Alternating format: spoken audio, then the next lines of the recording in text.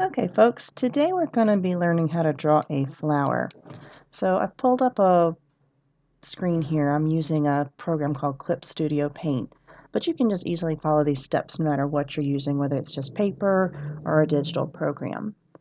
So we're going to draw a sunflower here. I've got my example picture to kind of help me out as I'm working. And here on my blank canvas, what I'm going to start with is an oval. So if you're drawing an oval, and notice that I'm freehanding this. I could use my tools on my screen, but this is an organic shape, so I want to kind of freehand so it doesn't look so mechanical or geometric. So when you're drawing an oval, we're just going to start with a little plus sign here to kind of help us define the shape, and then I'm going to connect the sections with a curve. And again, this doesn't have to be completely perfect because it's an organic shape. If you look at flowers out in the wild, none of them are going to be exactly the same. So it's okay if you don't have a completely perfect oval, but you just sort of want that overall shape. So this is going to help me out. What these guidelines are going to do, it's going to let me know how big my flower is overall. You could adjust that if you wanted to. I'm looking at my flower here and it's a little bit more circular, so I might kind of bring that oval in a little bit.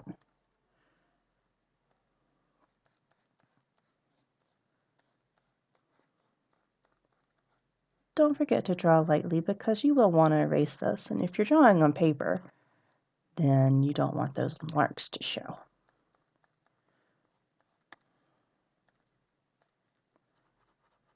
That's a pretty good shape. Now, when we look at a sunflower, we can see that the first thing our eyes are drawn to is this large circular center here. Now, you could use a compass for this, but again, I'm going to freehand it because it's an organic shape. So just sort of get a feel for how big I want that to be. Sunflowers have a really big center. So we're just going to sketch out that center here. That should be pretty large. Do want it to be round, nice circular shape.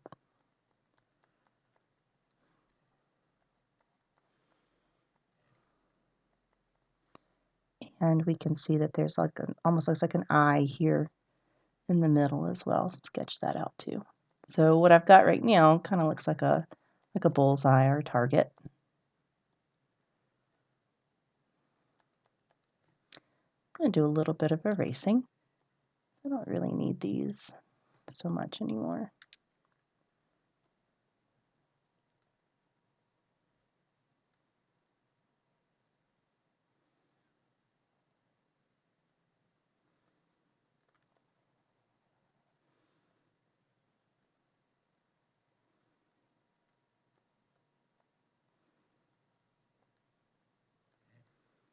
Okay, so the fun part here is going to be drawing the petals. Now, look at the petals of your sunflower. They start from the center and they come just out all the way around. And what we'd call a radial balance. Radial balance means things that are balanced in a circle. So sunflowers are a pretty good example of that. So I'm going to start here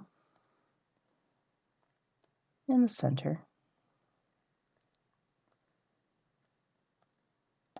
And I'm going to draw my petals so that they go out to that guideline that I drew to start with. That's why we drew that. It lets me know how big I want my petals to be. And petals have a little fold in them. I'm going to add those in too. A couple notes about your petals. Let's take a look down here. The shape of your petal overall. We're going to have a nice wide base. It's going to be widest in the middle, and they kind of flare out here. And then as you get to the end, they got a nice little narrow tip, nice little point on them. What I want you guys to watch out for, okay, what I usually see when people are drawing petals, sometimes people will draw this really quick little round shape, and it doesn't look like a very good petal because, again, if we look at our example, they're pretty pointy on the end there. I also sometimes see these shapes this right here looks like it could stab you, and you don't want your petals to look like they're knives. Okay, so they shouldn't be so sharp and angular. I'll also sometimes see this shape here where it kind of looks more like a bulb and it comes out to this really sharp point here. But if we look again at the shape of these petals, it's not a very accurate shape. So this is what we really want to go for. Wide at the base, wide in the middle, up to this narrow tip. As you're drawing your petals, you want them to sort of point out to this guideline as you're going around. Try to keep that shape consistent and the size consistent. Look at your example. Most of your petals are about the same size, same shape. Don't worry if you've got some gaps in between your petals right now, because we'll come back and fill that in.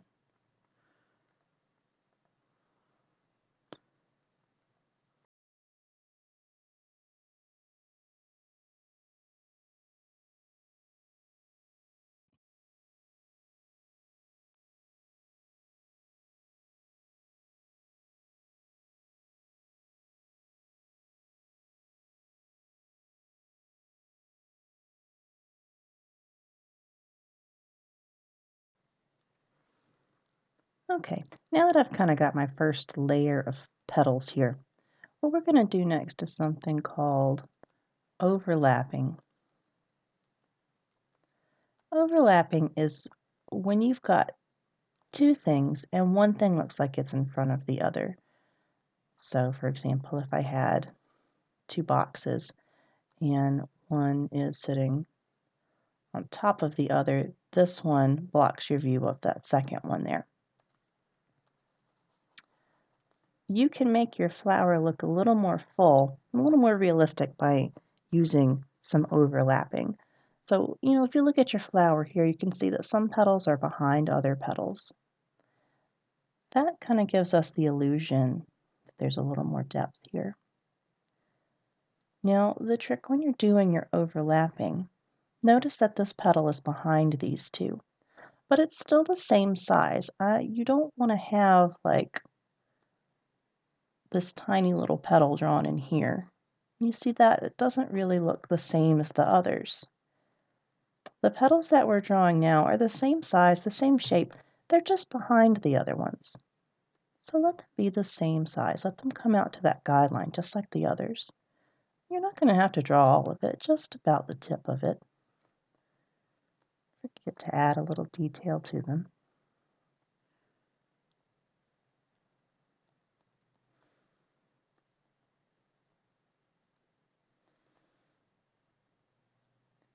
And you can see how this just fills your flower up. It makes it look like there's more petals there. There's more realism to your flower.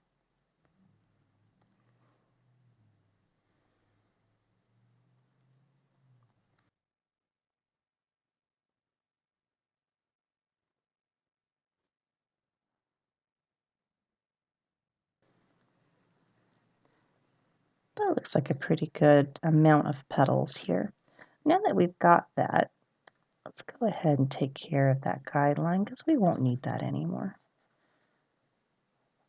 That was just there to help us place our petals. Now that we've done it, we can get rid of this. And hopefully you were drawing lightly, so that should just go right away with your eraser.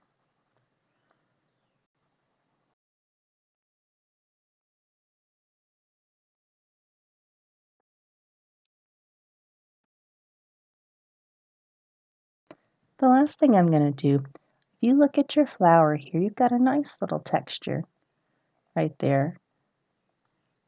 Let's try to add that in just with our pencil. Little short lines. Again, be mindful of the direction these are pointing in. They should kind of go around this circle.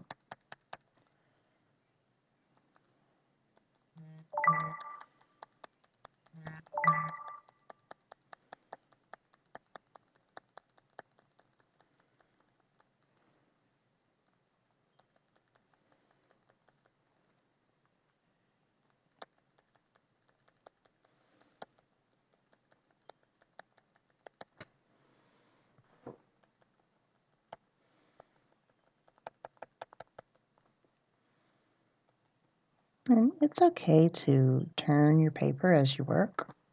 Don't feel like you have to be stuck in one position. That can help a lot to just sort of turn things around.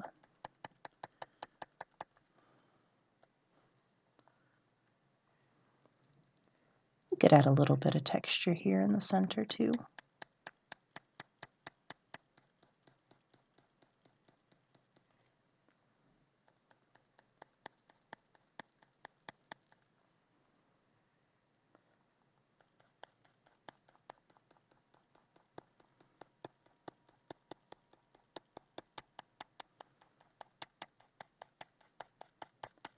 I'm just using some short lines that are kind of coming out from the center here.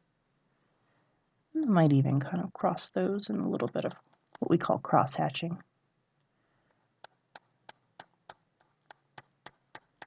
And help fill in that texture.